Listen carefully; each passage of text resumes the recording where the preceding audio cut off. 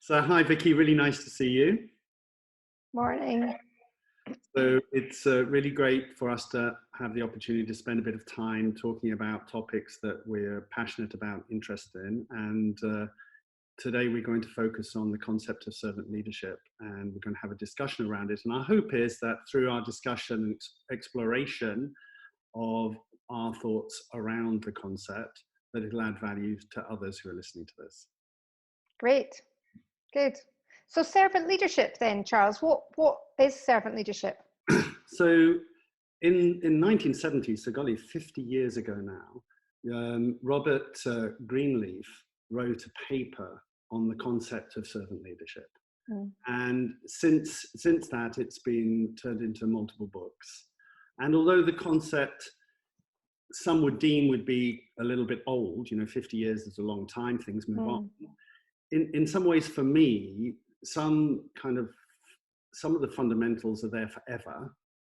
And his concept, I believe, resonates more at this time than ever before. I mean, as we're in the middle of this coronavirus now, you look at some of the leaders around the world, and some are outstanding and leading their countries and organizations in incredible ways. And others, quite frankly, are being damaging of their countries and their organizations through a lack of leadership. And I think if more people understood and embraced some of the concepts behind servant leadership, we would have better leaders and better organizations and better led countries. So how would I know? What would I experience if I was experiencing a leader who was demonstrating or exercising servant leadership? What would they be doing and saying? Yeah, so I guess one of the things that you would notice from being inside that organization is here is somebody who is really interested in me thriving, interested in me reaching my potential, interested in my perspective and view, and is somebody who enrolls me on the journey and inspires me on the journey this organization is taking. So I think from the inside, that's what I would get. I wouldn't get this sense of hierarchy and this kind of sense that because somebody is kind of got a more senior role, that they are using that power to cajole me. Here's somebody who's interested in me and my view and takes me along in the journey. So I guess possibly the easiest way to answer that, Vicky, is that there are kind of 10 tenets, if you like, of servant leadership. And maybe if I talk through each of them. And then for me, in today's world, I've added on a couple of others. So it's now probably 12, but I'm conscious this is my take. I don't pretend to be an expert on servant leadership. It's just a concept that I love and have embraced myself as a leader, being a leader in a global consultancy, and also having a job where I coach many leaders in all kinds of different organizations, and having seen what good leaders do to their organizations and their people and what impact poor leaders have. So maybe if I start, so the first one, interestingly, is listening. And this whole idea that a servant leader really seeks to understand the views of others.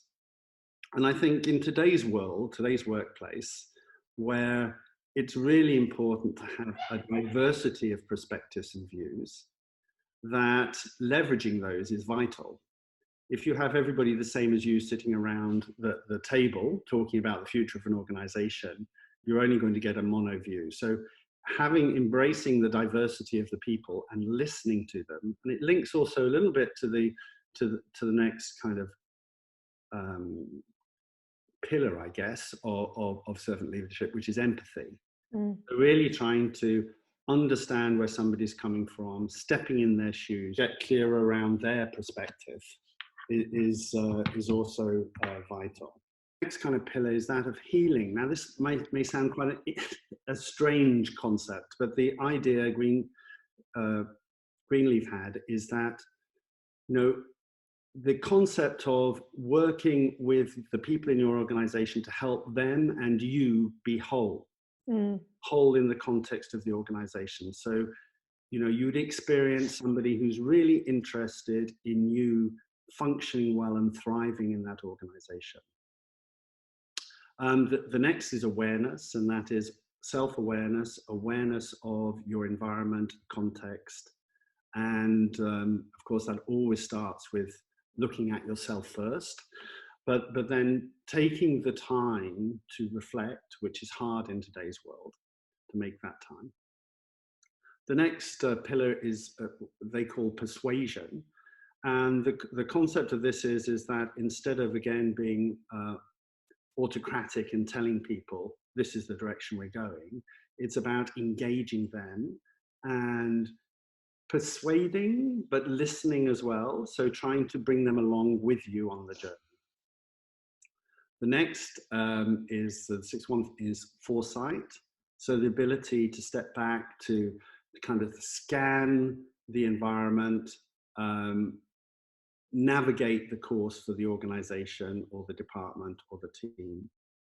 The next is quite similar, which is conceptualization, but it really is the ability to look back on what's worked, what hasn't worked, be grounded in the present, how are things going in the present, but also to leap forward and look forward to both conceptualize, but also intuit how the future could be for the organization. The next is that of stewardship. And this is very much really a word that I like to think about a lot, is legacy. That I'm leaving a legacy for the organization. And so I'm just leading this organization, or a part of this organization, for a time. And I want to try and leave it in a better place than I found it. So that it's kind of stewardship of the organization and the people within it. Next is growth, and this is a commitment to helping people develop, helping people reach their potential, and the organization, of course. And then the final one is community, and it's an interesting one because in many large organizations, that sense of community is gone, and people can feel lost in an organization. And yet organizations where people go and work, spend most of their time or so much of their time working, it's important that they can feel and get a sense of community. So they're part of something. They're part of something that's meaningful. I kind of add two others myself, and that is the idea of being agile and prototyping, because I think in today's fast-moving world, it's important to be able to have agile working and a prototyping mindset. So let's not spend forever thinking about something because the world's moved on by the time you're ready to go. Let's try things and adapt things, but let's try it together and try and engage others in that prototyping concept. And then finally, kind of effective decision-making that, if time permits, involves others. It certainly takes others with you, but also the concept of sometimes you have to make the really tough decisions, and tough decisions for the benefit of the wider system. So I'm sure lots of, again, going back to the coronavirus that we face now, lots of organizations are having to make really tough decisions about maintaining the future of their organization, their system, but hopefully doing it a way that where it involves others and people understand why those decisions are being made. Hey, I'll just pause for breath for a minute. Yeah, no, that sounds a very comprehensive model of leadership, which includes many dimensions that I'm interested in, particularly around meaning and purpose. Are there any watch outs for that kind of leadership style, or any kind of downsides of it? Yeah, so I think it could be seen as being, by some people, kind of soft. You know, it's all about people. It can be a bit tree huggy. I challenge that because it's a bit like it's not tough to have difficult conversations. This isn't being all lovey-dovey. It's about helping people reach their potential, for example. And to do that, sometimes you have to have a challenging conversation, give difficult feedback, ask some challenging questions. where I think you also have to be careful, of course, so many of these things are about creating that community or that culture for an organization to succeed. And, you know, there's that saying, culture eats strategy for breakfast. And, you know, it's like having an eye to build a culture is important, really, really, for an organization to succeed. But you also have to make these tough decisions at times. And you also have to be kind of empathic and soft on people, but hard on performance as well. And so I think making sure that that it still has an edge to it, because after all, you have a responsibility, firstly, for making the whole system thrive, succeed, and have a legacy. Yeah. I'm curious, as you hear it, Vicky, I know you have kind of been exposed to servant leadership, the concept of it before. As you hear me speak, what are the kind of areas that you think resonate for today's workplace, but also kind of watch outs that you could see? Yeah, I think I came across that phrase in action when I was at Boots. They talked very much about people, purpose, planet, servant leadership as a model. I think the watch outs are as you say, that I think it's a very easy model to subscribe to when times are good, and when times are tough, I think often this so-called servant leaders can then fall back on the traditional kind of fear-driven ways of being in organizations, and not necessarily always putting the people at the center, that with the listening and the empathy that goes around all of that. So I think it's an easier one to say than it is to do, I think, and to be really committed to that model. I think adding in the decisive decision making and this point around being soft on people and tough on issues, I think a lot of people find that quite difficult to be both, in my experience. Yeah, I agree. I mean, personally, what I did so I'm semi-retired now, but before I retired, I created a little 360 that I gave to people annually on those kind of tenets of servant leadership, with one or two other ones that I felt that were important for me personally to work with. To try and get an external perspective, because you're right, you know, when times get tough, it's really difficult to embody some of these concepts. I would argue that it's when you do that when times are tough, that's what creates a culture that in itself becomes resilient and tough too. Yeah, no, I agree. Yeah, I think it's interesting as well. It's the servant leadership model can also be, I think it can become distorted and become quite an ego-driven model. It's a sort of spiritual bypassing dimension can come with it as well.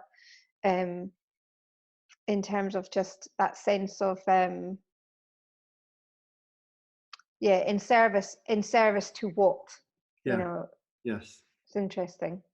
yes. So I think even a distortion, which I agree can happen, it's possibly even a better situation than when you're just self-centered. So agree. Leadership is all about yourself and your ego and your own promotion, etc., and your own fiefdom.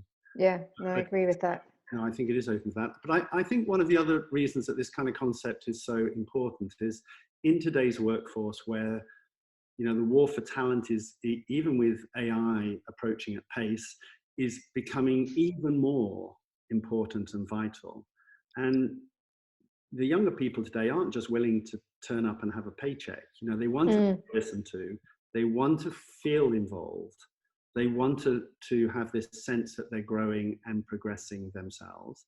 And they want to find a sense of community. And that's why, you know, organizations that do that and doing that well, you know, they are attracting talent. I was working with an investment house that is quite a young investment house that's really focusing on this kind of culture.